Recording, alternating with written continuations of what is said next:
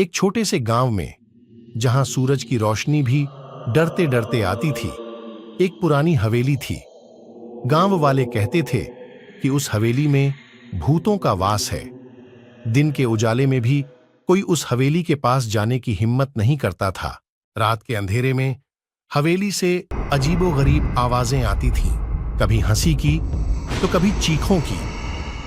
गांव के बुजुर्ग बताते थे कि कई साल पहले इस हवेली में एक धनी परिवार रहता था। उस परिवार की बेटी राधा बहुत सुंदर थी। एक दिन राधा अचानक गायब हो गई। गांव वाले उसे बहुत खोजते रहे, पर वह कभी नहीं मिली। कुछ समय बाद हवेली के सभी लोग रहस्यमय तरीके से मारे गए। तब से हवेली को अभिशप्त मान लिया गया और वहां कोई नहीं जाता था। एक दिन गांव में एक युवा लड़का रमेश आया।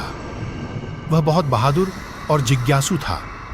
उसने गांव वालों से हवेली के बारे में सुना और उसे देखने की ठानी। गांव वालों ने उसे बहुत समझाया।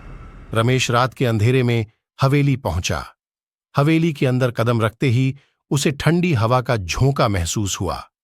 अंदर घुप अंधेरा था और चारों ओर सन्नाटा पसरा था। अचानक उसे किसी के रोने की आवाज सुनाई दी। उसने आवाज का पीछा किया और देखा कि एक छायादार आकृति हवेली के कोने में बैठी रो रही है। कौन हो तुम? मैं राधा हूं। मुझे इस हवेली में कैद कर दिया गया है। मेरी आत्मा तब तक शांति नहीं पाएगी जब तक मेरे साथ हुए अन्याय का बदला नहीं लिया जाएगा। रमेश ने राधा की मदद करने की ठानी।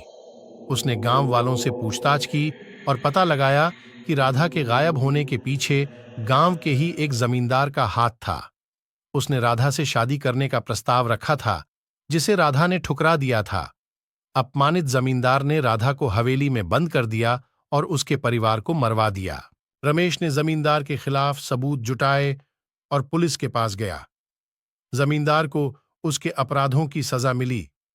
राधा की आत्मा ने, गांव वालों ने हवेली के श्राप से मुक्त होने पर रमेश का धन्यवाद किया।